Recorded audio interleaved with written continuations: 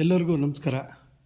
ನಾನು ಇವತ್ತು ನನ್ನ ಅಮರನಾಥ್ ಯಾತ್ರೆ ಬಗ್ಗೆ ಒಂದು ಅನಿಸಿಕೆಗಳನ್ನ ಹಂಚ್ಕೋಬೇಕು ಅಂತೇಳ್ಬಿಟ್ಟು ಈ ವಿಡಿಯೋನ ಮಾಡ್ತಾಯಿದ್ದೀನಿ. ಸ್ನೇಹಿತರೆ, ಅಮರನಾಥ್ ಯಾತ್ರೆ ಮಾಡೋದು ಒಂದು ನನ್ನ ಜೀವನದಲ್ಲಿ ನನಗೆ ಬಂದಂಥ ಒಂದು ಸೌಭಾಗ್ಯ. ಅದ್ರ ಬಗ್ಗೆ ಒಂದು ಅನಿಸಿಕೆಗಳನ್ನ ನಾನು ಈಗ ಹಂಚ್ಕೋತಾ ಇದ್ದೀನಿ ನಿಮ್ಮ ಹತ್ರ. ಅಮರನಾಥ್ ಯಾತ್ರೆಗೆ ಹೋಗಬೇಕು ಅಂತೇಳ್ಬಿಟ್ಟು ನಾನು ತುಂಬ ವರ್ಷಗಳಿಂದ ಅನ್ಕೋತಾ ಇದ್ದೆ. ಆದರೂ ಆ ಒಂದು ಸೌಭಾಗ್ಯ ನನಗೆ ಕೂಡಿ ಬಂತು. ಅದಕ್ಕೆ ಹೋಗ್ಬೇಕಾದ್ರೆ ನಾನು ಏನೆಲ್ಲ ಪ್ರಯತ್ನಗಳನ್ನ ಮಾಡಿದೆ, ಯಾವ ರೀತಿ ಅದಕ್ಕೆ ಹೋಗೋದಕ್ಕೆ ನಾನು ತಯಾರಿನ ಮಾಡಿಕೊಂಡೆ ಅನ್ನೋದನ್ನು ಈ ಒಂದು ವಿಡಿಯೋದಲ್ಲಿ ನಿಮಗೆಲ್ಲರಿಗೂ ತಿಳಿಸ್ಕೊಡ್ತಾ ಇದ್ದೀನಿ. ಮೊದಲನೇ ಬಾರಿಗೆ ನಾನು ಅಮರನಾಥ್ ಯಾತ್ರೆ ಹೋಗಬೇಕು ಅಂತ ಅಂದ್ಕೊಂಡಾಗ ಯಾರ್ಯಾರು ಅಲ್ಲಿಗೆ ಹೋಗ್ಬಿಟ್ಟು ಬಂದಿದ್ದಾರೆ ಅದನ್ನು ವಿಡಿಯೋದಲ್ಲಿ ಯೂಟ್ಯೂಬ್ನಲ್ಲಿ ಯೂಟ್ಯೂಬ್ ವೀಡಿಯೋಗಳನ್ನ ನಾನು ನೋಡಿ ಅವರ ರಿವ್ಯೂಸು ಏನೆಲ್ಲ ಕೊಟ್ಟಿದ್ರು ಅದನ್ನೆಲ್ಲ ಫಸ್ಟು ನಾನೊಂದು ನೋಟ್ಬುಕ್ ತೊಗೊಂಡು ನೋಟ್ ಮಾಡ್ಕೋತಾ ಬಂದೆ. ಪ್ರೊಸೀಜರ್ ಏನು ಅಲ್ಲಿಗೆ ಹೋಗಲಿಕ್ಕೆ, ಫಸ್ಟು ನಾವು ಯಾವ ರೀತಿ ಆ ಪ್ರೊಸೀಜರ್ನ ಪಾಲನೆ ಮಾಡ್ಕೊಂಡು ಹೋಗ್ಬೇಕು, ಏಕಾಏಕಿ ಹೊರಟ್ಬಿಟ್ರೆ ಅಲ್ಲಿ ಬಿಟ್ಬಿಡ್ತಾರ, ಅದನ್ನೆಲ್ಲ ನಾನು ಫಸ್ಟು ಸ್ಟಡಿ ಮಾಡಿದೆ. ಸ್ನೇಹಿತರೆ, ಅಮರನಾಥಿಗೆ ಹೋಗಬೇಕು ಅಂತ ಅಂದರೆ ಫಸ್ಟು ನಾವು ಪ್ರೊಸೀಜರ್ನ ಫುಲ್ಫಿಲ್ ಮಾಡ್ಕೋಬೇಕು. ಏನು ಪ್ರೊಸೀಜರು? ಪ್ರತಿ ವರ್ಷ ಅಮರನಾಥ್ ಯಾತ್ರೆ ಜೂನ್ 30 ಅಥವಾ ಜುಲೈ 1ನೇ ತಾರೀಕಿಂದ 2ನೇ ತಾರೀಕಿಂದ ಸ್ಟಾರ್ಟ್ ಆಗುತ್ತೆ. ಸ್ಟಾರ್ಟ್ ಆದರೆ ಅದು ರಕ್ಷಾಬಂಧನ ದಿವಸ, ನೆಕ್ಸ್ಟು ಆಗಸ್ಟು ತಿಂಗಳು ರಕ್ಷಾಬಂಧನ ದಿವಸಕ್ಕೆ ಕ್ಲೋಸ್ ಆಗುತ್ತೆ. ಕೆಲವೊಂದು ಸಲ ಅಲ್ಲಿ ಮಳೆ ಜಾಸ್ತಿಯಾಗಿ ಮಧ್ಯದಲ್ಲೇ ಕೂಡ ಕ್ಲೋಸು ಮಾಡ್ತಾರೆ. ಕೇವಲ ಪ್ರತಿ ವರ್ಷ 40ರಿಂದ 50 ದಿವಸಗಳ ಕಾಲ ಅಮರನಾಥ್ ಯಾತ್ರೆನ ಪ್ರತಿ ವರ್ಷ ಮಾಡ್ತಾರೆ. ತುಂಬ ಟೈಟ್ ಸೆಕ್ಯೂರಿಟಿ, ಏಕೆಂದರೆ ನಮ್ಮ ಭಾರತದ ಗಡಿ ಭಾಗದಲ್ಲಿ ಇರ್ತಕ್ಕಂಥ ಈ ಒಂದು ಅಮರನಾಥ್ ಯಾತ್ರೆ, ಏಕೆಂದರೆ ಅಲ್ಲಿ ಸೆಕ್ಯೂರಿಟಿ ಬೇಕು. ಏಕೆಂದರೆ ಪಕ್ಕದಲ್ಲಿ ದುಷ್ಟ ರಾಷ್ಟ್ರ ಇದೆ ಪಾಕಿಸ್ತಾನ. ಅದು ತನ್ನ ಕಿತಾಪತಿನ ಮಾಡಿ ಯಾತ್ರಾರ್ಥಿಗಳನ್ನ ಡಿಸ್ಟರ್ಬ್ ಮಾಡೋದು, ಅವರನ್ನು ಹೊಡೆಯೋದು, ಆ ರೀತಿ ನಮ್ಮ ಇಂಡಿಯನ್ ಗೌರ್ಮೆಂಟನ್ನು ಡಿಸ್ಟರ್ಬ್ ಮಾಡೋಂಥ ಎಲ್ಲ ಒಂದು ಕೆಲಸನೂ ಕೂಡ ಅಲ್ಲಿನ ದುಷ್ಟ ರಾಷ್ಟ್ರ ಏನು ಪಾಕಿಸ್ತಾನ ಇದೆ, ಆ ಪಾಕಿಸ್ತಾನದ ಕೆಲ ಕಿಡಿಗೇಡಿಗಳು, ಆ ಪಾಕಿಸ್ತಾನ ಪ್ರೀತಿ ಮಾಡ್ತಕ್ಕಂಥ ಕೆಲ ಕಿಡಿಗೇಡಿಗಳು ಅದನ್ನು ಕೆಲಸ ಮಾಡ್ತಾ ಇರ್ತಾರೆ. ಹಾಗಾಗಿ ಈ ಒಂದು ಅಮರನಾಥ್ ಯಾತ್ರೆಗೆ ಯಾವ ರೀತಿ ಅಲ್ಲಿ ಪ್ರೊಸೀಜರ್ನ ಫಾಲೋ ಮಾಡಿದ್ದಾರೆ ಮತ್ತು ಅಲ್ಲಿಗೆ ಹೋಗಬೇಕು ಅಂದರೆ ಏನೆಲ್ಲ ನಮ್ಮ ನಾವು ಯಾವ ರೀತಿ ಇರಬೇಕು ಅನ್ನೋದನ್ನು ಈಗ ಹೇಳ್ತಾ ಇದ್ದೀನಿ. ಮೊದಲನೇ ಸಲ ನಾವು ಅಮರನಾಥ್ ಯಾತ್ರೆಗೆ ಹೋಗಬೇಕು ಅಂದಾಗ ಫಸ್ಟು ಅದಕ್ಕೆ ಪ್ರೊಸೀಜರ್ ಏನು ಅಂದರೆ, ನಾವು ಮೆಡಿಕಲಲ್ಲಿ ನಾವು ಫಿಟ್ ಇರಬೇಕು, ನಮ್ಮದು ಫಿಟ್ನೆಸ್ಸು ಕರೆಕ್ಟಾಗಿ ಇರಬೇಕು. ಅದಕ್ಕೆ ಯಾವ ರೀತಿ ಅಂದರೆ ಪ್ರೊಸೀಜರು ಈ ದೇಶದ ಸೆಂಟ್ರಲ್ ಗೌರ್ಮೆಂಟು ಅದಕ್ಕೆ ಪಾಲಿಸೀಸ್ ಮಾಡಿದ್ದಾರೆ. ಅಮರನಾಥ್ ಶೈನ್ ಬೋರ್ಡು ಏನಂದರೆ, ಅಮರನಾಥ್ ಶೈನ್ ಬೋರ್ಡ್ ಅವರು ಏನು ಪ್ರತಿ ವರ್ಷ ಅವರ ವೆಬ್ಸೈಟಲ್ಲಿ ಇದನ್ನು ಅನೌನ್ಸ್ಮೆಂಟ್ ಮಾಡ್ತಾರೆ. ಅನೌನ್ಸ್ಮೆಂಟ್ ಮಾಡಿಬಿಟ್ಟು ಒಂದು ಮೆಡಿಕಲ್ ಸರ್ಟಿಫಿಕೇಟ್ನ ಬಿಟ್ಟಿರ್ತಾರೆ. ಆ ಮೆಡಿಕಲ್ ಸರ್ಟಿಫಿಕೇಟ್ನ ಅಲ್ಲಿಂದಲೇ ಸ್ಪೆಸಿಫೈ ಆಗಿ ಮೆನ್ಷನ್ ಮಾಡಿರ್ತಾರೆ. ನೀವು ಯಾರಿಂದ ಮೆಡಿಕಲ್ ಸರ್ಟಿಫಿಕೇಟನ್ನು ಪಡಿಬೇಕು, ಯಾರು ಸಹಿ ಮಾಡಿರಬೇಕು ಅಲ್ಲಿ ಮೆಡಿಕಲ್ ಸರ್ಟಿಫಿಕೇಟಿಗೆ ಅನ್ನೋದನ್ನು ಅವರು ಅಮರನಾಥ್ ಶೈನ್ ಬೋರ್ಡಲ್ಲಿ ಅದನ್ನು ಬಿಟ್ಟಿರ್ತಾರೆ. ಎಂಟೈರ್ ನಮ್ಮ ಭಾರತದಲ್ಲಿರ್ತಕ್ಕಂಥ ಎಲ್ಲ ರಾಜ್ಯಗಳಲ್ಲಿ ಯಾವ ಜಿಲ್ಲೆಗಳಲ್ಲಿ ಜಿಲ್ಲಾ ವೈದ್ಯಾಧಿಕಾರಿ ಅಥವಾ ಜಿಲ್ಲಾ ಸರ್ಜನ್, ನಾವೇನು ಸರ್ಜನ್ನು ಅಂತ ಕರಿತೀವಿ, ಅವರಿಬ್ಬರಿಗೆ ಮಾತ್ರ ಅವಕಾಶನ ಕೊಟ್ಟಿರ್ತಾರೆ. ನೀವು ತಾಲೂಕು ಲೆವೆಲಲ್ಲಿ ಇಟ್ಕೊಬಿಟ್ಟು ಇಲ್ಲಿ ಯಾರೋ ತಾಲೂಕು ವೈದ್ಯಾಧಿಕಾರಿ ಅವ್ರ ಹತ್ರ ಮಾಡಿಸಿದ್ರೆ ಅಲ್ಲಿಗೆ ಅದು ವ್ಯಾಲಿಡ್ ಅಲ್ಲ. ಆ ಒಂದು ಶೈನ್ ಬೋರ್ಡ್ ಏನಿದೆ ಅಮರನಾಥ್ ವೆಬ್ಸೈಟಿಂದ, ಆ ಶೈನ್ ಬೋರ್ಡ್ ಅವರು ಬಿಟ್ಟಿರ್ತಾರೆ. ಆ ಮೆಡಿಕಲ್ ಸರ್ಟಿಫಿಕೇಟ್ನ ಡೌನ್ಲೋಡ್ ಮಾಡಿಕೊಂಡು ಪ್ರಿಂಟೌಟ್ ತೊಗೊಂಡು ನೀವು ಜಿಲ್ಲಾ ವೈದ್ಯಾಧಿಕಾರಿ, ಎಲ್ಲ ಜಿಲ್ಲೆಗೂ ಪ್ರಾವಿಷನ್ ಇಲ್ಲ, ಅದು ಕೆಲವೊಂದು ಜಿಲ್ಲೆಗಳನ್ನ ಕೊಟ್ಟಿದ್ದಾರೆ. ಆ ಜಿಲ್ಲೆಗಳಲ್ಲಿ ಹೋಗಿ ನೀವು ಮೆಡಿಕಲ್ನ ಟೆಸ್ಟ್ ಮಾಡಬೇಕು. ಗೌರ್ಮೆಂಟ್ ಹಾಸ್ಪಿಟ್ಲ್ಗಳಲ್ಲಿ ನಿಮಗೆಲ್ಲ ಥರ ಟೆಸ್ಟ್ ಇರುತ್ತೆ. ಒಂದು BP ಇರುತ್ತೆ, ಶುಗರ್ ಇರುತ್ತೆ, ಸಿಯಾಟಿಕ ಇರುತ್ತೆ, ಆಮೇಲೆ ನಿಮ್ಮದು ಏನಾದ್ರು ಆಪ್ರೇಷನ್ ಆಗಿದೆಯಾ ಏನು ಎಲ್ಲ ಪ್ರತಿಯೊಂದು ಕೂಡ ಅಲ್ಲಿ ಕೆಲವೊಂದು ಟೆಸ್ಟ್ಗಳನ್ನ ಬರೆದು, ನಿಮ್ಮ ಉಸಿರಾಟದ ಏನಾದ್ರು ಪ್ರಾಬ್ಲಮ್ ಇದೆಯಾ ಅದನ್ನೆಲ್ಲ ಬರೆದಿರ್ತಾರೆ. ಅದನ್ನೆಲ್ಲ ಟೆಸ್ಟ್ ಆದ ನಂತರ ಡಾಕ್ಟ್ರು ಆ ಒಂದು ಫಾರಮ್ನ ಫಿಲಪ್ ಮಾಡಿ, ಅಥವಾ ಜಿಲ್ಲಾ ಸರ್ಜನ್, ನಾನು ಹೇಳೋದನ್ನು ನೀಟಾಗಿ ಅರ್ಥ ಮಾಡ್ಕೊಳ್ಳಿ, ಜಿಲ್ಲಾ ಸರ್ಜನ್ ಅಥವಾ ಜಿಲ್ಲಾ ವೈದ್ಯಾಧಿಕಾರಿ DHO ಆರ್ DS, ಓಕೆನಾ, ಇವರಿಬ್ಬರು ಸಹಿ ಮಾಡಿಬಿಟ್ಟು ಆ ಫಾರಮ್ನ ಕೊಡ್ತಾರೆ. ಫಿಲ್ ಮಾಡಿಬಿಟ್ಟು ಅದನ್ನು ಸಹಿ ಮಾಡಿ, ನಾವು ಟೆಸ್ಟ್ ಮಾಡಿರೋದನ್ನೆಲ್ಲ ನೋಡಿ ಅದನ್ನು ಫಿಲ್ ಮಾಡಿಕೊಡ್ತಾರೆ. ತದನಂತರ ಏನು ಮಾಡಬೇಕು, ಆ ಫಾರಮ್ ಸಿಕ್ಕಿದ್ಮೇಲೆ ನೀವೇನು ಮಾಡಬೇಕು ಅಂದರೆ, ಆನ್ಲೈನ್ ವೆಬ್ಸೈಟಲ್ಲಿ ನೀವು ಆ ಫಾರಮ್ನ ಅಪ್ಲೋಡ್ ಮಾಡಿ ಆನ್ಲೈನ್ ಬೇಕಾದರೂ ರಿಜಿಸ್ಟರ್ ಆಗ್ಬೋದು. ಅಥವಾ ಅಮರನಾಥ್ ರಿಜಿಸ್ಟ್ರೇಷನ್ನ ಎಲ್ಲೆಲ್ಲಿ ಮಾಡ್ತಾರೆ ಅಂದರೆ ಕೆಲವೊಂದು ಬ್ಯಾಂಕ್ಗಳಲ್ಲಿ ಮಾತ್ರ ಮಾಡ್ತಾರೆ. ಕೆಲವೊಂದು ಬ್ಯಾಂಕು ಅಂತ ಅಂದರೆ ಇಲ್ಲಿ ನಾನು ಹಾಸನ ಡಿಸ್ಟಿಕ್ ಆಗಿರೋದ್ರಿಂದ ನನಗೆ ಅದ್ರ ಮಾಹಿತಿ ಸಿಕ್ಕಂತೆ ನನ್ನ ಡಿಸ್ಟಿಕ್ಕಲ್ಲಿ ಪಂಜಾಬ್ ನ್ಯಾಷನಲ್ ಬ್ಯಾಂಕ್ ಇದೆ. ಪಂಜಾಬ್ ನ್ಯಾಷನಲ್ ಬ್ಯಾಂಕು ಅದು ಡಿಸ್ಟಿಕ್ಕಲ್ಲಿ ಹಾಸನ ಡಿಸ್ಟಿಕ್ಕಲ್ಲಿ ಹಾಸನಲ್ಲಿ ಮಾತ್ರ ಇದೆ. ನಾನು ಹೋಗಿ ಪಂಜಾಬ್ ನ್ಯಾಷನಲ್ ಬ್ಯಾಂಕಲ್ಲಿ ಒಂದು ಡೇಗೆ ಅವರು ಇಬ್ಬರಿಗೆ ಪರ್ಟಿಕ್ಯುಲರ್ ಒಂದು ಡೇ ನಾವು ಯಾವ ಸೆಲೆಕ್ಟ್ ಮಾಡ್ತೀವಿ ಅಲ್ಲಿ ಇಬ್ಬರಿಗೆ ಮಾತ್ರ ಅವರು ಪ್ರಾವಿಷನ್ ಇರುತ್ತೆ ಅಮರನಾಥ್ ಯಾತ್ರೆನ ಬುಕ್ ಮಾಡೋದಕ್ಕೆ. ಅದು ಬಿಟ್ಟರೆ JNK ಬ್ಯಾಂಕ್ ಮೈಸೂರಲ್ಲಿದೆ, ಬೆಂಗಳೂರಲ್ಲಿದೆ, ಬೇರೆ ಕಡೆ ಎಲ್ಲ ಇದೆ. ಅಲ್ಲೆಲ್ಲ JNK ಬ್ಯಾಂಕಲ್ಲಿ ಒಂದು ದಿನಕ್ಕೆ ಪರ್ಟಿಕ್ಯುಲರ್ ಡೇಗೆ ಐದು ಜನನ ಬುಕ್ ಮಾಡೋದಕ್ಕೆ ಅವಕಾಶ ಇರುತ್ತೆ. ಹಾಗಾಗಿ ನಾವೆಲ್ಲ ಸ್ನೇಹಿತರು ಒಂದು 8 ಜನ ಹೊರಟ್ವಿ. 8 ಜನ ಹೊರಟಾಗ ನಾವು ಪ್ಲ್ಯಾನ್ ಮಾಡ್ಕೊಂಡ್ವಿ ಯಾವ ರೀತಿ ಮಾಡೋದು, ನಮಗೆ ಟೈಮ್ ಸ್ಲಾಟ್ಸ್ ಯಾವ ಥರ ಸಿಗುತ್ತೆ. ಯಾಕೆಂದರೆ ಅಲ್ಲಿ ಹೋಗಿ ನಾವು ಈ ಮೆಡಿಕಲ್ ಸರ್ಟಿಫಿಕೇಟ್ ತೊಗೊಂಡ್ಮೇಲೆ ನಾವು ಅಲ್ಲಿ ಹೋಗಿ ಅಲ್ಲಿ ನಿಮ್ಮ ಬ್ಯಾಂಕಲ್ಲಿ ರಿಜಿಸ್ಟರ್ ಮಾಡಿದಾಗ ನಮಗೆ ಯಾವ ಡೇಟಿಗೆ ನಮಗೆ ಸಿಗುತ್ತೆ ಅನ್ನೋದನ್ನು ನೋಡಬೇಕು. ಹಾಗಾಗಿ ನಾವು ಆದಷ್ಟು ಬೇಗ ನಮಗೆ ನನ್ನ ಎಕ್ಸ್ಪೀರಿಯೆನ್ಸ್ ಪ್ರಕಾರ ಹೇಳೋದು ನೋಡಿ, ಒಂದು ಅರ್ಥ ಮಾಡ್ಕೊಳ್ಳಿ, ಪ್ರತಿ ವರ್ಷ ಏಪ್ರಿಲಿಗೆ ನಿಮಗೆ ಅಮರನಾಥ್ ಶೈನ್ ಬೋರ್ಡ್ದು ವೆಬ್ಸೈಟ್ ಓಪನ್ ಆಗುತ್ತೆ. ಅಮರನಾಥ್ ಯಾತ್ರೆ ಇರೋದು ನಿಮಗೆ ಜೂನ್ 30 ಅಥವಾ ಜುಲೈ 1ರಿಂದ ಸ್ಟಾರ್ಟ್ ಆಗುತ್ತೆ. ಬಟ್ ಶೈನ್ ಬೋರ್ಡವರು ಏಪ್ರಿಲ್ 15-16ಕ್ಕೆಲ್ಲ ಪೇಪರ್ ನೋಟಿಫಿಕೇಷನ್ ಕೊಟ್ಬಿಟ್ಟು ವೆಬ್ಸೈಟ್ ಓಪನ್ ಮಾಡಿಬಿಟ್ಟು ಬಿಟ್ಬಿಡ್ತಾರೆ. ಹಾಗಾಗಿ ನೀವು ಫಸ್ಟೇ ಏನು ಮಾಡಬೇಕು ಅಂದರೆ ಮಾರ್ಚ್ 15ನೇ ತಾರೀಕಿಗೆ ನೀವು 15ರಿಂದ ಒಂದು 5-6 ದಿವಸದೊಳಗಡೆ ನೀವು ಮೆಡಿಕಲ್ ಸರ್ಟಿಫಿಕೇಟನ್ನು ಮಾಡಿಸಿ ರೆಡಿ ಇಟ್ಕೊಂಡಿರಬೇಕು ಕೈಯಲ್ಲಿ. ಜಸ್ಟ್ ಮೆಡಿಕಲ್ ಎಲ್ಲ ಟೆಸ್ಟನ್ನು ಮಾಡಿಸಿ ರೆಡಿ ಇಟ್ಕೊಂಡಿರಬೇಕು. ವೆಬ್ಸೈಟ್ ಓಪನ್ ಆಗ್ತಿದ್ದಂಗೆ ಟಕ್ಕನಂಗೆ ಮೆಡಿಕಲ್ ಫಾರ್ಮ್ನ ಡೌನ್ಲೋಡ್ ಮಾಡಿಕೊಂಡು ಒಂದು ಪ್ರಿಂಟೌಟ್ ತಗೊಂಡು ಡಿಸ್ಟ್ರಿಕ್ಟ್ ಸರ್ಜನು ಅಥವಾ DHO ಹತ್ರ ಹೋಗ್ಬಿಟ್ಟು ನೀವು ಪರ್ಟಿಕ್ಯುಲರ್ ಯಾವತ್ತು ಅಂತ ಅಂದರೆ ಈಗ ಏಪ್ರಿಲ್ 15ಕ್ಕೆ ಓಪನ್ ಆಯಿತು ಅಂತ ಇಟ್ಕೊಳ್ಳಿ. ಏಪ್ರಿಲ್ 15ಕ್ಕೆ ಅವತ್ತು ನೀವು ಟಕ್ಕನಂಗೆ ಹೋಗ್ಬಿಟ್ಟು ಆ ಮೆಡಿಕಲ್ ಫಾರಮ್ನ ಅವತ್ತೇ ಸೈನ್ ಮಾಡಿಸ್ಬಿಟ್ಟು ಇಮ್ಮಿಡಿಯೇಟ್ ಬ್ಯಾಂಕಿಗೆ ಹೋಗ್ತೀರಾ ಅಥವಾ ಆನ್ಲೈನ್ ರಿಜಿಸ್ಟ್ರೇಷನ್ ಮಾಡ್ತೀರಾ, ಹೋಗ್ಬಿಟ್ಟು ಅಲ್ಲಿ ಬ್ಯಾಂಕಲ್ಲಿ ಹೋಗ್ಬಿಟ್ಟು ನೀವು ಟೈಮ್ ಸ್ಲಾಟನ್ನು ಆದಷ್ಟು ನನ್ನ ಪ್ರಕಾರ ನೀವು ಜೂನ್ 30ಕ್ಕೆ ಸಿಕ್ಕರೆ ಜೂನ್ 30ಕ್ಕೆ ತೊಗೊಳ್ಳಿ, ಅಥವಾ ಜುಲೈ 1ನೇ ತಾರೀಕು 2ನೇ ತಾರೀಕು ಬಿಫೋರ್ ಆದಷ್ಟು ಬೇಗ ನೀವು 1 or 2 days 2-3 ಸಿಕ್ಕಿದ್ರೂ ಪರವಾಗಿಲ್ಲ ತೊಗೊಳ್ಳಿ. ಯಾಕೆಂದರೆ ಇವತ್ತಿನ ಇದರಲ್ಲಿ ವಾತಾವರಣದಲ್ಲಿ ಆಗ್ತಾ ಇರ್ತಕ್ಕಂಥ ಹೀಟ್ನೆಸ್ ಏನಿದೆ, ಆ ಹೀಟ್ನೆಸ್ಸಿಂದ ಅಲ್ಲಿ ಅಮರನಾಥ್ ಲಿಂಗ ಕರಗ್ತಾ ಹೋಗುತ್ತೆ. ನೀವು ಹೋಗೋದ್ರೊಳಗಡೆ ಅದು ಕರಗೋಗ್ಬಿಡುತ್ತೆ. ಅಲ್ಲಿ ನೀವು ಪಾಪ ಅಷ್ಟು ಕಷ್ಟಪಟ್ಟು, ಅದೇನು ಸುಮ್ಮನೆ ಯಾತ್ರೆ ಅಲ್ಲ ಅದು ಅಲ್ವಾ, ಅಷ್ಟು ಕಷ್ಟಪಟ್ಟು ಹೋಗಿರ್ತೀರ. ಹಾಗಾಗಿ ನೀವು ಅಲ್ಲಿ ಹೋಗಿ ಹಿಮಲಿಂಗನ ನೀವು ದರ್ಶನ ಮಾಡಬೇಕು ಅನ್ನೋದು ನನ್ನ ಆಸೆ. ನನಗೆ ಆಗಿರ್ತಕ್ಕಂಥ ನಮಗೂ ಹಿಮಲಿಂಗ ನಾವು ದರ್ಶನ ಮಾಡಿದ್ವಿ. ಆದರೂ ಕೂಡ ನೀವು ಸ್ಟಾರ್ಟಿಂಗೇ ಹೋದರೆ 12 ಅಡಿ ಲೆವೆಲ್ಗೆ ಇರುತ್ತೆ. ಕೆಲವರಿಗೆಲ್ಲ ಈ ಸಲ ನಾನು 2 ವರ್ಷದಿಂದ ನೋಡ್ತಾ ಇದ್ದೀನಿ, ಕೆಲವರಿಗೆಲ್ಲ ಲಿಂಗನೇ ಸಿಕ್ಕಿಲ್ಲ. ಆ ಥರ ಆಗುತ್ತೆ. ಯಾಕೆಂದರೆ ಲೇಟಾಗಿ ರಿಜಿಸ್ಟ್ರೇಷನ್ ಸಿಗುತ್ತೆ, ಅವರಿಗೆ ಟೈಮ್ ಸ್ಲಾಟ್ಸ್ ಸಿಗುತ್ತೆ ಆನ್ಲೈನಲ್ಲಿ ಅಥವಾ ಬ್ಯಾಂಕ್ಗಳಲ್ಲಿ ಹೋದಾಗ. ಹಾಗಾಗಿ ನಾನು ನಿಮಗೆ ಹೇಳೋದೇನೆಂದರೆ ಆದಷ್ಟು ಮಾರ್ಚಲ್ಲೇ ನೀವು ಮೆಡಿಕಲ್ ಇದನ್ನು ಮಾಡ್ಕೊಂಡಿರಿ. ಏನು ಟೆಸ್ಟು ಮಾಮೂಲಿ ಗೌರ್ಮೆಂಟ್ ಹಾಸ್ಪಿಟ್ಲಲ್ಲಿ ನಿಮ್ಗೊಂದು ಚೀಟಿ 10 ರೂಪಾಯಿ ಕಟ್ಟಿದ್ರೆ ಏನು ಫಾರಮ್ ಕೊಡ್ತಾರೆ ಅದರಲ್ಲೆಲ್ಲ ಟೆಸ್ಟ್ ಮಾಡಿ ಎಲ್ಲ ಡಾಕ್ಟ್ರುಗಳೆಲ್ಲ ಸೈನ್ ಮಾಡಿರ್ತಾರೆ. ಜಿಲ್ಲಾ ಇದರಲ್ಲೇ ಮಾಡಿಸಿ. ಯಾಕೆಂದರೆ ಎಲ್ಲ ಟೆಸ್ಟ್ಗಳು ಇರುತ್ತಲ್ಲಿ. ಯಾಕೆಂದರೆ ಒಂದು 10 ಜನ ಡಾಕ್ಟ್ರು 10 ರೂಮ್ಗಳಿಗೆ ನೀವು ವಿಸಿಟ್ ಮಾಡಬೇಕಾಗತ್ತೆ. ಹಾಗಾಗಿ ಅದನ್ನು ಮಾಡಿಟ್ಕೊಂಡು ಆದಷ್ಟು ನೀವು ಜೂನ್ 30ಕ್ಕೆ ಸಿಗೋದು ಜೂನ್ 30 ಅಥವಾ ಜುಲೈ 1, 2, 3 ಅಷ್ಟರೊಳಗಡೆ ಟೈಮ್ ಸ್ಲಾಟ್ ತೊಗೊಂಡು ನೀವು ಅಮರನಾಥ್ ಯಾತ್ರೆಗೆ ರೆಡಿಯಾಗಿ ಹೋಗೋದಕ್ಕಿಂತ ಮುಂಚೆ ನೀವೇನು ಮಾಡಬೇಕು, ಅಲ್ಲಿ ವಾತಾವರಣ ಹೆಂಗಿರುತ್ತೆ, ಅಲ್ಲಿ ವಾತಾವರಣ ತುಂಬ ಶೀತದ ವಾತಾವರಣ. ಹಾಗಾಗಿ ಚಳಿ ಇರುತ್ತೆ, ನೀವು ಅದಕ್ಕೆಲ್ಲ ಪ್ರಿಪ್ರೇಷನ್ ಮಾಡ್ಕೋಬೇಕು. ಆಮೇಲೆ ಅಲ್ಲಿ ಏನಾಗುತ್ತೆ, ಆಕ್ಸಿಜನ್ ಕಮ್ಮಿ.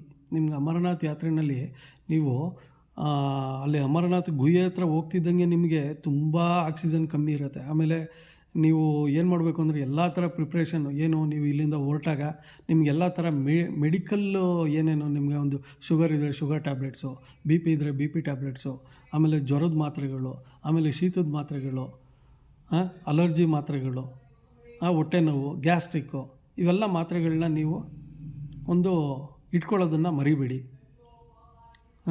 ಆಮೇಲೆ ಇದು ನೀವು ಹೊರಟಾಗ ಅಲ್ಲಿಗೆ ಒಂದು ಥರ್ಮಾವೇರ್ ಡ್ರೆಸ್ ತೊಗೊಳ್ಳಿ. ಅದ್ರ ಮೇಲೆ ನಮಗೆ ಆ ಥರ್ಮಾವೇರ್ ಹಾಕ್ಕೊಂಡು ಅದ್ರ ಮೇಲೆ 2 ಜೊತೆ ಬಟ್ಟೆಗಳನ್ನ 2 ಜೊತೆ ಡ್ರೆಸ್ ಹಾಕ್ಕೊಂಡ್ರೂ ಕೂಡ ಅಷ್ಟು ಚಳಿ ಇರುತ್ತೆ. ಹಾಗಾಗಿ ಆಮೇಲೆ ರೈನ್ ಕೋಟ್ಸ್ನ ಮರಿಬೇಡಿ. ರೈನ್ ಕೋಟ್ಸು ಮತ್ತು ಸೂಟ್ ಬರುತ್ತೆ, ರೈನ್ ಸೂಟ್ಸು, ಅದನ್ನು ಮರಿಬೇಡಿ. ಯಾಕೆಂದರೆ ಮಳೆ ಬಂದರೆ ನೀವು ಅಲ್ಲಿ ನೆನ್ಬಿಡ್ತೀರ. ಹಾಗಾಗಿ ರೈನ್ ಸೂಟ್ಸನ್ನು ತೊಗೊಳ್ಳೋದು ಮರಿಬೇಡಿ. ಇದೆಲ್ಲ ತೊಗೊಂಡು ಇದನ್ನೆಲ್ಲ ಪ್ರಿಪ್ರೇಷನ್ ಮಾಡಿಕೊಂಡು ನೀವು ಅಮರನಾಥಿಗೆ 2 ರೂಟ್ ಇದೆ. ಒಂದು ಪಹಲ್ಗಾಮು, ಇನ್ನೊಂದು ಬಾಲ್ತಾಲು. ನೀವು ಪಹಲ್ಗಾಮ್ ರೂಟಲ್ಲಿ ಹೋಗ್ತೀವಿ ಅಂತ ಅಂದರೆ ಗೂಗಲಲ್ಲಿ ನಿಮಗೆ 48 ಕಿಲೋಮೀಟ್ರಲ್ಲಿ ನಿಮಗೆ ಚಂದನವಾಡಿಯಿಂದ ನಿಮಗೆ ಟ್ರೆಕ್ಕಿಂಗ್ ಸ್ಟಾರ್ಟ್ ಮಾಡ್ತೀವಿ ಅಂತ ಹೇಳಿ 36 ಕಿಲೋಮೀಟ್ರ್ ಅಂತ ತೋರಿಸ್ತಾರೆ. ಬಟ್ ಅದು 36 ಕಿಲೋಮೀಟ್ರ್ ಇಲ್ಲ. ಯಾಕೆಂದರೆ ನಾವು ಎಕ್ಸ್ಪೀರಿಯೆನ್ಸ್ ಆಗಿಬಿಟ್ಟಿದೆ ನಮಗೆ. ನಾವು ಹೋಗಿ 36ಕ್ಕಿಂತ ನಿಯರೆಸ್ಟ್ ಒಂದು 50 ಕಿಲೋಮೀಟ್ರು ಹತ್ತತ್ರ ಬರುತ್ತದು. ಹಾಗಾಗಿ ಒಂದು 45 ಅಂತಲೇ ಅಂದ್ಕೊಳ್ಳಿ. ಯಾಕೆಂದರೆ ಮಳೆ ಬಂದ್ಬಿಟ್ಟು ಆಗಿರೋ ರೋಡ್ಗಳೆಲ್ಲ ಕೊಚ್ಕೊಂಡೋಗಿ ಬೇರೆ ಬೇರೆ ಕಡೆಯಿಂದ ಮಾಡಿದ್ದಾರೆ. ಆ ಥರ ಮಾಡಿರೋದ್ರಿಂದ ಏನಾಗುತ್ತೆ, ನಿಮಗೆ ಕಿಲೋಮೀಟ್ರ್ ಒಂದು ಸ್ವಲ್ಪ ಜಾಸ್ತಿ ಆಗ್ತಾ ಹೋಗುತ್ತೆ. ನಿಮಗೆ ಪಹಲ್ಗಾಮ್ ರೂಟು ಅಂತ ಅಂದರೆ ಅದು ಸಂಪ್ರದಾಯಬದ್ಧವಾಗಿ ಅಮರನಾಥ ಯಾತ್ರಾರ್ಥಿಗಳಿಗೆ ಮೊದಲನೇ ಸಲ ಮಾಡೋರಿಗೆ ಅದು ಒಂದು ಒಳ್ಳೆಯ ಉತ್ತಮವಾದ ರೂಟು. ಇನ್ನೊಂದು ರೂಟ್ ಇದೆ ಬಾಲ್ತಾಲು. ಅದು ಕೇವಲ ಒಂದು 14ರಿಂದ 16 ಕಿಲೋಮೀಟ್ರ್ ಆಗುತ್ತೆ. ಅದು ಕೂಡ 14 ಕಿಲೋಮೀಟ್ರ್ ಗೂಗಲ್ ಹೇಳುತ್ತೆ, ಬಟ್ ನಿಮಗೆ 16 ಕಿಲೋಮೀಟ್ರ್ ಆಗುತ್ತೆ. ಅದು ಹೆಚ್ಚು ಕಡಿಮೆ ತುಂಬ ಟಫೆಸ್ಟು ರೂಟು. ಯಾಕೆಂದರೆ ನಿಮ್ಗೆ ಅಲ್ಲಿ ಸೇಫ್ಟಿ ಇಲ್ಲ ಬಾಲ್ತಾಲ್ ರೂಟಲ್ಲಿ. ಯಾಕೆಂದರೆ ಕೆಳಗಡೆ ನೋಡಿದ್ರೆ ಪಾತಾಳ, ನಿಮಗೆ 6 ಅಡಿ 8 ಅಡಿ 10 ಅಡಿ ಹೆಚ್ಚು ಕಡಿಮೆ 8 ಅಡಿ ಲೆವೆಲ್ಲಿಗೆ ಅದು ಸೈಡಲ್ಲಿ ಒಂದು ಇದನ್ನು ನಿಮಗೆ ಒಂದು ಏನು ಹೇಳ್ತಾರೆ ಸೈಡ್ ವಾಲನ್ನು ಬರೀ ತಂತಿ ಕಟ್ಬಿಟ್ಟು ಬಿಟ್ಟಿರ್ತಾರೆ. ಅಲ್ಲಿ ಹೋಗ್ಬೇಕಾಗುತ್ತೆ ನೀವು. ಅದ್ರ ಬದಲು ನೀವು ಅಮರನಾಥ್ ಯಾತ್ರೆನ ಪಹಲ್ಗಾಮ್ ರೂಟಿಂದ ಸ್ಟಾರ್ಟ್ ಮಾಡಿ. ಪಹಲ್ಗಾಮ್ ರೂಟ್ ಯಾಕೆ ಹೇಳ್ತಾ ಇದ್ದೀನಿ ಅಂದರೆ, ಶಿವ ಅಮರತ್ವದ ಗುಟ್ಟನ್ನು ಪಾರ್ವತಿಗೆ ಹೇಳೋದಕ್ಕೋಸ್ಕರ ಆ ರೋಡ್ನಲ್ಲಿ ಅವನು ಸಾಗಿರೋ ಅಂಥ ಒಂದು ಇದು ಕತೆ ಇದೆ. ಪಹಲ್ಗಾಮ್ ಅಂತ ಅಂದರೆ ಪಹಲ್ಗಾಯ್ ಅಂತ ಹೇಳ್ಬಿಟ್ಟು. ಪಹಲ್ಗಾಯ್ ಅಂದರೆ ನಂದಿನ ಶಿವ ಪಾರ್ವತಿಗೆ ಅಮರತ್ವದ ಗುಟ್ಟನ್ನು ಹೇಳೋದಕ್ಕೆ ಅಲ್ಲಿ ಇದು ನಂದಿನ ಅಲ್ಲಿ ಬಿಟ್ಟು ಹೋಗ್ತಾನೆ. ಆ ಸ್ಥಳನೇ ಪಹಲ್ಗಾಮ್ ಅಂತ ಹೇಳ್ಬಿಟ್ಟು ಈಗ ಪಹಲ್ಗಾಮ್ ಅಂತ ಕರೀತಾರೆ. ನೆಕ್ಸ್ಟು ಚಂದನವಾಡಿ ಅಂತ ಸಿಗುತ್ತೆ. ಚಂದ್ರನ ಅಲ್ಲಿ ಬಿಟ್ಟು ಹೋಗ್ತಾನೆ. ಚಂದ್ರನ ಬಿಟ್ಟೋಗೋ ಸ್ಥಳನೇ ಚಂದನವಾಡಿ. ಅದಾದ ನಂತರ ನಿಮಗೆ ಶೇಷನಾಗ ಅಂತ ಬರುತ್ತೆ. ಶೇಷನಾಗ ಅಂದರೆ ಹಾವನ್ನು ಅಲ್ಲಿ ಬಿಟ್ಟು ಹೋಗ್ತಾನೆ. ಅದು ನಿಮಗೆ ಶೇಷನಾಗ ಅಂತ ಕರೀತಾರೆ. ಅದಾದಮೇಲೆ ಪಂಚತರಣಿ ಅಂತ ಬರುತ್ತೆ. ಅಂದರೆ ಪಂಚತರಣಿ ಅಂದರೆ ಪಂಚಭೂತಗಳನ್ನು ಅಲ್ಲಿ ಬಿಟ್ಬಿಟ್ಟು ಹೋಗ್ತಾನೆ. ಅದು ಪಂಚತರಣಿ ಅಂತೇಳ್ಬಿಟ್ಟು ಹೇಳ್ತಾರೆ. ಅದೇ ರೀತಿ ಗಣೇಶ್ ಟಾಪ್ ಬರುತ್ತೆ. ಮಹಾಗಣಪತಿ MG ಟಾಪ್ ಅಂತೇಳ್ಬಿಟ್ಟು ಕರೀತಾರೆ. ಮಹಾಗಣಪತಿ ಅಲ್ಲಿ ಕೂಡ ನಿಮಗೆ ಮಹಾಗಣಪತಿನ ಅಲ್ಲಿ ಬಿಟ್ಟು ಹೋಗ್ತಾನೆ ಶಿವ ಪಾರ್ವತಿಗೆ ಅಮರತ್ವದ ಗುಟ್ಟ. ನೆಕ್ಸ್ಟು ಅಲ್ಲಿ ಹೋಗಿ ಗುಹೆ ಒಳಗಡೆ ಪಾರ್ವತಿಗೆ ಅಮರತ್ವದ ಗುಟ್ಟನ್ನು ಆ ಸ್ಥಳದಲ್ಲಿ ಹೇಳಬೇಕಾದ್ರೆ ಪಾರ್ವತಿ ನಿದ್ದೆ ಹೋಗ್ಬಿಡ್ತಾಳಂತೆ. ನಿದ್ದೆ ಹೋದಾಗ ಶಿವ ಅಮರತ್ವದ ಗುಟ್ಟನ್ನು ಪಾರ್ವತಿಗೆ ಹೇಳ್ತಾ ಇರ್ತಾನೆ. ಆ ಹೇಳೋಂಥ ಸಂದರ್ಭದಲ್ಲಿ 2 ಪಾರಿವಾಳಗಳು ಆ ಅಮರತ್ವದ ಗುಟ್ಟನ್ನು ಕೇಳ್ತಾ ಇರ್ತವೆ. ಇವತ್ತು ಕೂಡ ಸಾವಿರಾರು ವರ್ಷಗಳಿಂದ ಆ ಪಾರಿವಾಳಗಳಿಗೆ ಸಾವಿಲ್ಲ. ಇವತ್ತು ಕೂಡ ನೀವು ಹೋದರೆ ಅಲ್ಲಿ ಅಮರನಾಥ್ ಯಾತ್ರೆಗೆ ಹೋದರೆ ಆ ಪಾರಿವಾಳಗಳು ನಿಮಗೆ ದರ್ಶನ ಸಿಗುತ್ತೆ. ಶಿವನ ಮನೆ, ಆಮೇಲೆ ಪಾರ್ವತಿ ದೇವಿದು ನಿಮಗೆ ಅಲ್ಲಿ ಏನು ಈಶ್ವರನ್ನು ಮಾತ್ರ ತೋರಿಸ್ತಾರೆ.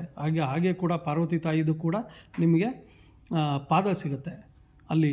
ಆ ಆ ಥರ ಒಂದು ಇದರಲ್ಲಿ ಆಕಾರದಲ್ಲಿ ಪಾರ್ವತಿ ತಾಯಿ ಪಾದದ ಆಕಾರದಲ್ಲಿ ಅಲ್ಲಿ ನಿಮಗೆ ಒಂದು ದರ್ಶನ ಸಿಗುತ್ತೆ.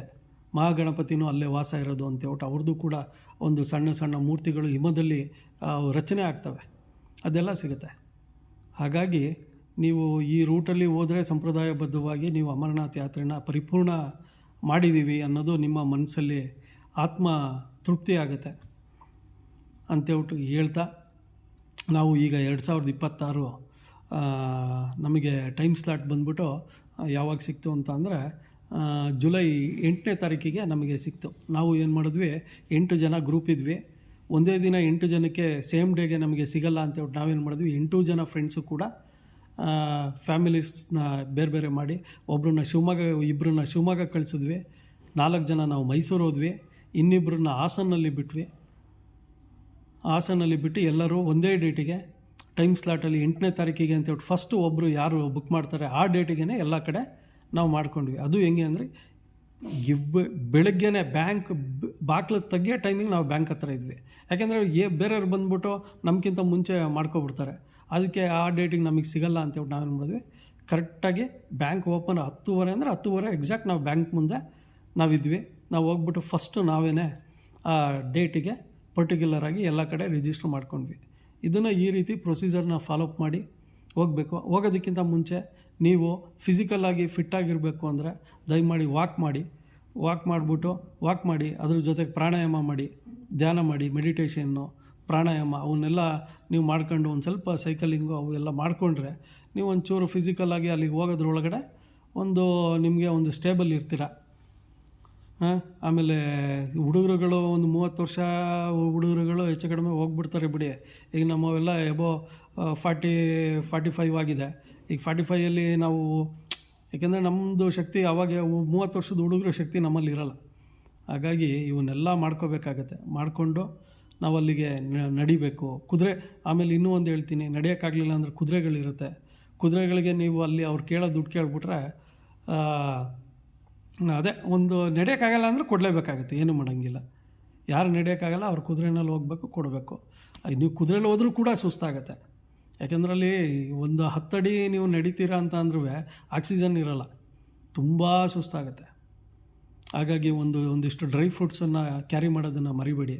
ಬೇಕಾಗಿರೋದು ನಿಮ್ಗೆ ಏನೇನು ಪಿಸ್ತಾ ಇರುತ್ತೆ, ಬಾದಾಮಿ ಇರುತ್ತೆ, ಆಮೇಲೆ ಇದು ಏನು ಶಕ್ತಿ ಕೊಡ್ತಕ್ಕಂಥ ಡ್ರೈ ಫ್ರೂಟ್ಸು ಬೇರೆ ಯಾವ್ಯಾವ ಇದ್ದಾವೆ ಅದನ್ನೆಲ್ಲ ಕ್ಯಾರಿ ಮಾಡಿ. ಖರ್ಜೂರ ಅದನ್ನೆಲ್ಲ ಕ್ಯಾರಿ ಮಾಡಿಬಿಟ್ಟು ಆಮೇಲೆ ನಿಮಗೆ ಊಟ ತಿಂಡಿ ಎಲ್ಲ ನಿಮಗೆ ಅಮರನಾಥ ಯಾತ್ರೆಯನ್ನು ಯಾರು ಮಾಡ್ತೀರ ಭಕ್ತಾದಿಗಳಿಗೆ ಎಲ್ಲರಿಗೂ ಕೂಡ, ಯಾರೇ ಬಂದರೂ ಕೂಡ ಊಟ ತಿಂಡಿ ಫ್ರೀ. ಯಾಕೆಂದರೆ ಈ ಒಂದು ಯಾತ್ರೆ ಕೈಗೊಂಡವ್ರಿಗೆ ಅಲ್ಲಿ ಈ ಬೇರೆ ರಾಜ್ಯದಿಂದ ಒಳ್ಳೆ ಶ್ರೀಮಂತರುಗಳು ಬಂದು ಅಥವಾ ಯಾರೋ ಸೇವೆ ಮಾಡಬೇಕು ಅಂತ ಯಾರು ಇರ್ತಾರೆ ಅಂಥವರೆಲ್ಲ ಬಂದ್ಬಿಟ್ಟು ಅಲ್ಲಿ ಲಂಗರ್ಗಳನ್ನ ಹಾಕ್ಕೊಂಡು ಅವರು ಮಲಗೋದಕ್ಕೆ ಒಂದು ಸ್ಥಳಾವಕಾಶನ ಮಾಡಿ ಮಲಗೋದಕ್ಕೆ, ಆಮೇಲೆ ಊಟ ತಿಂಡಿಗೆ ಸ್ನೇಹಿತರೆ ನೀವು ನಂಬ್ತಿರೋ ಬಿಡ್ತಿರೋ 200-300 ಟೈಪು, 100-200 ಟೈಪು ಒಂದೊಂದು ಲಂಗರ್ಗಳಲ್ಲಿ ಸ್ವೀಟ್ಸು. ಆಮೇಲೆ ನೀವೇನು ತಿಂತೀರ, ಇಡ್ಲಿ ತಿಂತೀರ, ವಡೆ ತಿಂತೀರ, ಆಮೇಲೆ ಅನ್ನ ಸಾರು ತಿಂತೀರ, ಎಲ್ಲ ಟೈಪು ಅವರವರ ಶಕ್ತಿಯ ಅನುಸಾರ ಎಲ್ಲ ರೀತಿಯಲ್ಲೂ ನಿಮಗೆ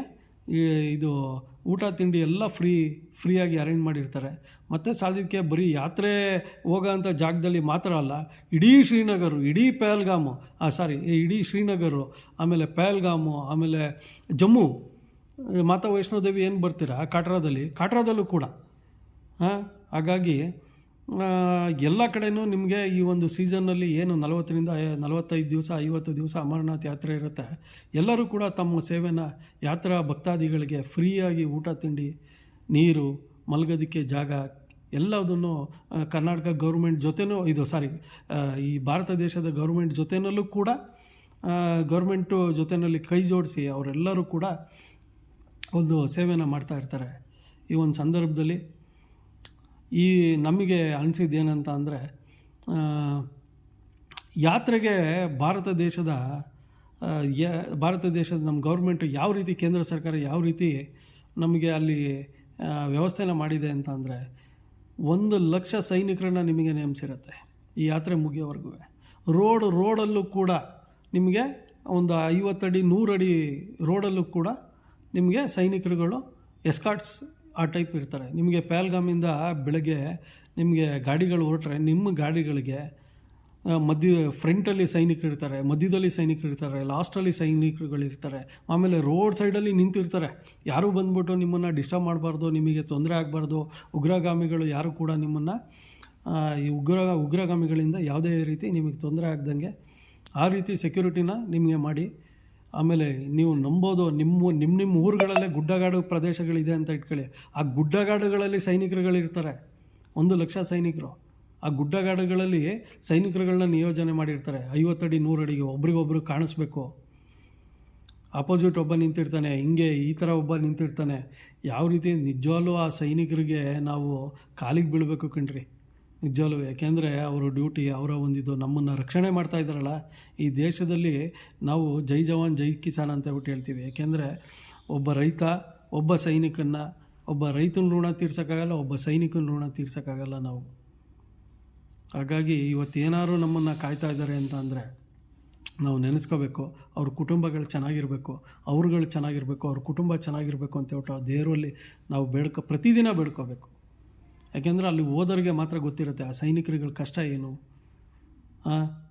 ನಾವೆಲ್ಲ ಇಲ್ಲಿ ನಮ್ಮ ಹೆಂಡತಿ ಮಕ್ಕಳ ಜೊತೆಯಲ್ಲಿ ಸುಖವಾಗಿರ್ತೀವಿ. ಪಾಪ ಅವ್ರ ಹೆಂಡತಿ ಮಕ್ಕಳು, ತಂದೆ ತಾಯಿ ಎಲ್ಲರನ್ನೂ ಬಿಟ್ಟು ಅಲ್ಲಿ ಅವರು ದೇಶ ಸೇವೆ ಮಾಡೋದಕ್ಕೆ ಅವರ ಒಂದು ಜೀವನನ ಮುಡುಪಾಗಿಟ್ಟು ಕೆಲಸ ಮಾಡ್ತಾಯಿರ್ತಾರೆ. ಹಾಗಾಗಿ ಅವ್ರುಗಳ ಋಣ ಎಲ್ಲ ನಮ್ಮ ಮೇಲೆ ಇರುತ್ತೆ. ಹಾಗೆ ಈ ಒಂದು ಅಮರನಾಥ್ ಯಾತ್ರೆ ಬಗ್ಗೆ ತಮ್ಗಳ ಹತ್ರ ಹಂಚ್ಕೋಬೇಕು ಅಂತ ಅನ್ನಿಸ್ತು.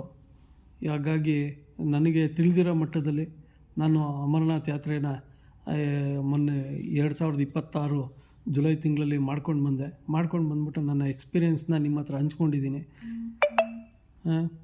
ನೀವು ಬಾಲ್ತಾಲ್ ರೂಟು ಹೇಳಿದೆ, ನೀವು ಆಮೇಲೆ ಇನ್ನೊಂದು ಹೇಳ್ತೀನಿ ಕೇಳಿ. ಇಲ್ಲೇ ನಿಮಗೆ ಏನಂದರೆ, ನಿಮಗೆ ಕರ್ನಾಟಕದಿಂದ ಹೊರಡೋದಾದರೆ ನೀವು ಡೈರೆಕ್ಟು 2 ರೂಟ್ ಇದೆ. ಒಂದು ಜಮ್ಮುಗೆ ಬೇಕಾದರೂ ನಿಮಗೆ ಫ್ಲೈಟ್ ಇದೆ, ಅಥವಾ ಡೆಲ್ಲಿಗೆ ಹೋಗಿ ಡೆಲ್ಲಿಯಿಂದ ಜಮ್ಮು ತಾವೆಗೆ ಟ್ರೈನಲ್ಲೂ ಹೋಗ್ಬೋದು. ಇಲ್ಲಿಂದಲೂ ಟ್ರೈನ್ ವ್ಯವಸ್ಥೆ ಇದೆ ನಿಮಗೆ. ಎಲ್ಲಿವರೆಗೂ ನಿಮಗೆ ಡೆಲ್ಲಿವರೆಗೂ ಜಮ್ಮು ತಾವೆ 2 ಟ್ರೈನನ್ನು ಪಿಕಪ್ ಮಾಡ್ಕೊಂಡು ಹೋಗಬೇಕಾಗತ್ತೆ. ಇಲ್ಲ ಫ್ಲೈಟಲ್ಲಿ ಹೋಗ್ತೀವಿ ಅಂದರೆ ಜಮ್ಮು ಸತ್ತಾವರಿ ಏರ್ಪೋರ್ಟ್ ಅಂತ ಬರುತ್ತೆ. ಜಮ್ಮುನಲ್ಲಿ ಸತ್ತಾವರಿ ಏರ್ಪೋರ್ಟಿಗೆ ಹೋದರೆ ಅಲ್ಲಿಂದ 50 ಕಿಲೋಮೀಟ್ರ್ ನಿಮಗೆ ಅಲ್ಲಿಗೆ ಮಾತಾ ವೈಷ್ಣೋದೇವಿ ಕಾಟ್ರಾಗೆ ಬಂದರೆ ಅಲ್ಲಿಂದ ನಿಮಗೆ ಬೇಸ್ ಕ್ಯಾಂಪ್ಸ್ ಇರುತ್ತೆ. ಬೇಸ್ ಕ್ಯಾಂಪಲ್ಲಿ ಹೋಗಿ ಉಳ್ಕೊಂಡ್ರೆ ಮಾರನೇ ದಿವಸ ನಿಮಗೆ ಈ ಗಾಡಿಗಳಿರುತ್ತೆ, ಬಸ್ಗಳು ಎಲ್ಲ ಕರ್ಕೊಂಡು ಹೋಗ್ತಾರೆ. ನೀವು ಅಥವಾ ನಿಮ್ಮ ಗಾಡಿಗಳು ಏನಾದ್ರು ನೀವು ಮಾಡ್ಕೊಂಡು ಬಂದಿದ್ರೆ ಅದಕ್ಕೆ ಪರ್ಮಿಟ್ ಮಾಡಿಕೊಂಡು ಅಲ್ಲಿಂದ ನಿಮ್ಮನ್ನು ಕರ್ಕೊಂಡು ಹೋಗ್ತಾರೆ. ಎಲ್ಲ ವ್ಯವಸ್ಥೆ ಆ ಸೈಡಿಂದ ಇರುತ್ತೆ. ಇಲ್ಲ ಶ್ರೀನಗರಿಗೆ ಬಂದು ಹೋಗ್ತೀವಿ ಅಂತ ಅಂದರೆ ಡೈರೆಕ್ಟು ನಿಮಗೆ ಬೆಂಗಳೂರು ಟು ಶ್ರೀನಗರ್ ಫ್ಲೈಟ್ ಇದೆ. ಫ್ಲೈಟಿಗೆ ಬಂದುಬಿಟ್ಟು ನೀವು ಪಹಲ್ಗಾಮಿಗೆ ಮತ್ತೆ ವಾಪಸ್ ಬರಬೇಕಾಗತ್ತೆ. ಇಲ್ಲ ಜಮ್ಮುಗೆ ಬಂದುಬಿಟ್ಟು ಜಮ್ಮುವಿಂದ ಪಹಲ್ಗಾಮ್ ಬರಬೇಕಾಗತ್ತೆ. 2 ರೂಟ್ ಇದೆ.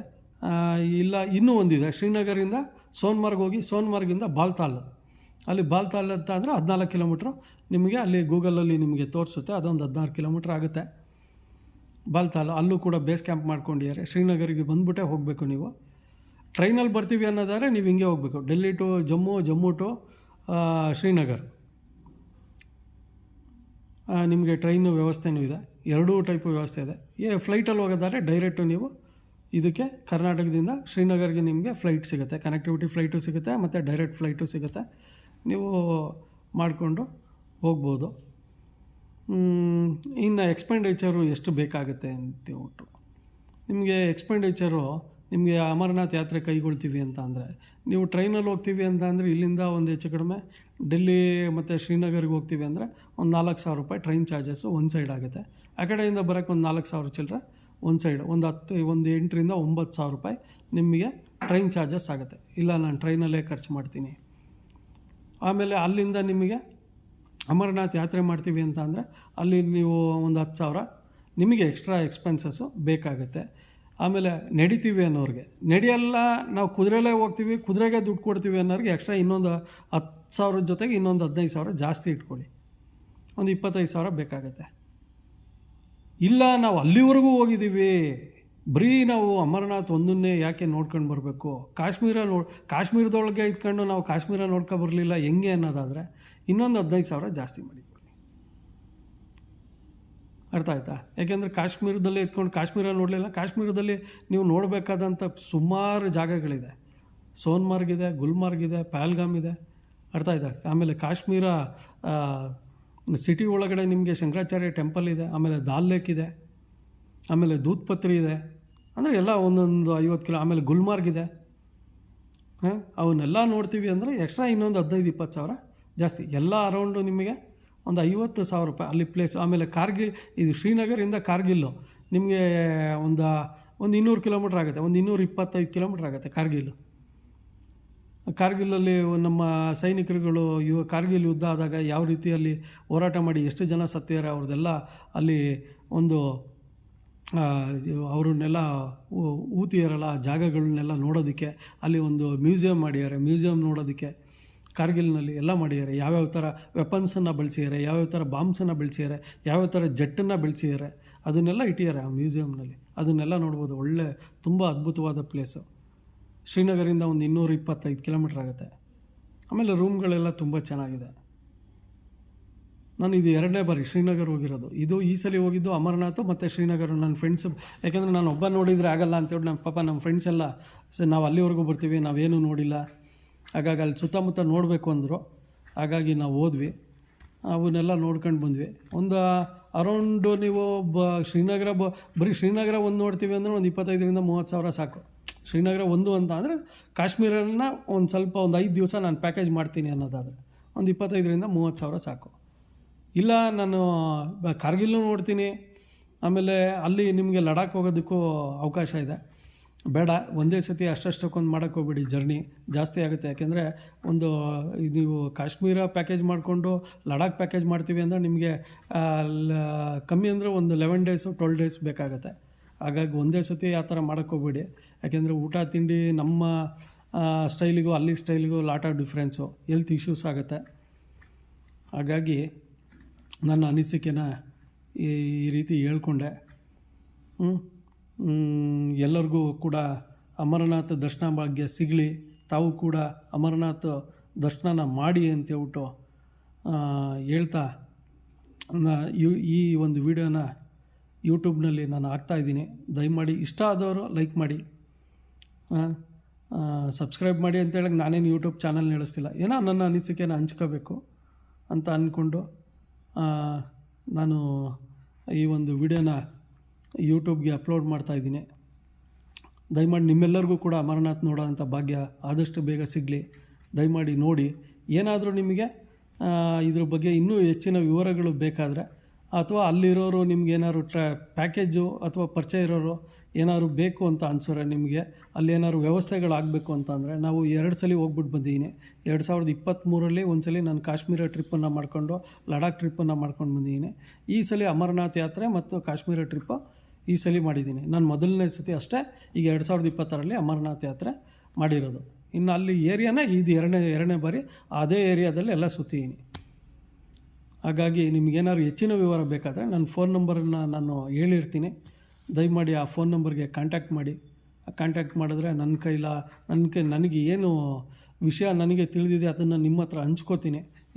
ಯಾವುದೇ ಟೈಮಲ್ಲೂ ಕೂಡ ಮಾತಾಡಿ ಅಂತೇಳ್ಬಿಟ್ಟು ಕೇಳ್ಕೊತಾ ನಿಮ್ಮೆಲ್ಲರಿಗೂ ನಮಸ್ಕಾರ.